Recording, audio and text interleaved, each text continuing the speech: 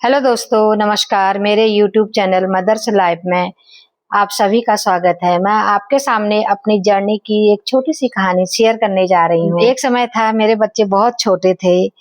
घड़ी में अलार्म 5 बजे का रखती थी, लेकिन उससे पहले ही मेरी आंख खुल जाती थी, क्योंकि बच्चों को स्कूल भेजना है, हस्बैंड के लिए टिफिन बनाना है, वो दिमाग में रहता था। क्योंकि सारा काम मैं रात को ही करके रख लेती थी।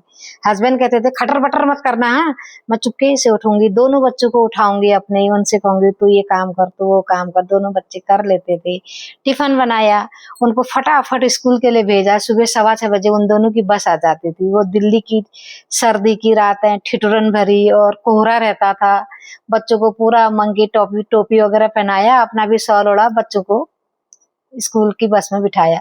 फिर वहां से घर आई मैं।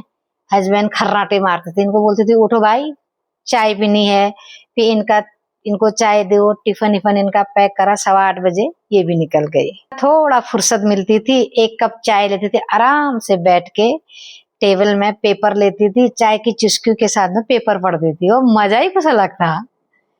फिर पेपर पढ़ा, उसके बाद अपने घर का जो रूटीन का कार्य वो किया। फिर मन में कुछ अंदर से था कि मैं ये करूं। सारी जिंदगी मेरी ऐसी चली गई। फिर उम्र बढ़ी, बच्चे अपने अपने लाइफ में मस्त हो गए, दोनों बच्चे जॉब में आ गए, अब हस्बैंड भी रिटायर हो गए। इस मन में एक कसक सी है कि कुछ करूं। कि तब मेरे बच्चे ने कहा कि मम्मी तुम थोड़ा कुछ करो, तुम अच्छा बोलती हो। अभी मुझे थोड़ा हिचकिचाहट भी है, झिझक भी हो रही है, बोल रही हूँ गड़बड़ा जा रही हूँ। गड़बड़ा जा रही हूँ, फिर भी थोड़ा बहुत कोशिश कर रही हूँ आप लोगों के सामने अपनी जर्नी प्रस्तुत करने की। सुबह के 5 बजे थे, अलार्म बजा भी नहीं था। राधा की आंखें खुल गई। चलो एक और दिन शुरू। वह खुद से बुदबुदाई, चुपचाप रसोई में चली गई। राधा का पूरा दिन परिवार के लिए भागदौड़ में बीतता था। पति अजय कहते राधा, बच्चों का टिफिन तैयार है कि नहीं, ऑफिस के लिए लेट हो जाऊंगा। बेटी पुकारती, माँ मेरी ड्रेस कहाँ है, आज स्कूल में फंक्शन है। बेटा बोलता, माँ दूध ठंडा है, गरम करो ना। कि राधा सबकी जरूरतें पूरी करती, लेकिन किसी ने भी नहीं पूछा राधा तुमने नाश्ता किया, खाना खाया, तुम कैसी हो, ये कोई नहीं पूछता था। एक दिन मोहल्ले में महिलाओं की एक छोटी सी मीटिंग थी। सखियां सब वहां पे आई और बोलने लगी राधा तुम भी आओ। राधा को पहले हिचकिचाई, कहने लगी घर का सारा काम है, मैं कैसे आऊं। तो सहेलियों ने बोला कि चलो बहन चलते हैं, देखते हैं वहां क्या हो रहा है। राधा घर का सारा काम निपटा कर अपनी सहेलियों के साथ गई।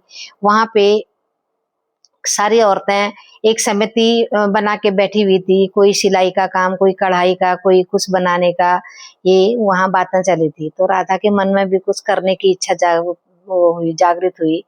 तो राधा ने भी कहा ठीक है, उस घर का सारा काम निपटा के अपनी सखियों के साथ वहां पे सिलाई करने के लिए चली गई।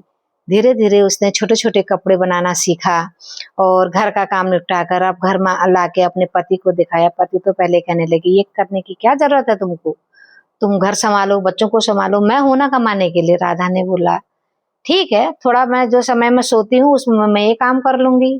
तो राधा चली गई। राधा ने छोटा छोटा वो कपड़े सीखे, बच्चों की फ्रॉकें हैं, पैंट है, ब्लाउज है, पेटीकोट है, इसका काम शुरू किया। उसका बुटीक बढ़िया चला और वो मार्केट में वो फेमस हो गई। अपने कपड़ों को ले जाती और मार्केट में बेचती उनको।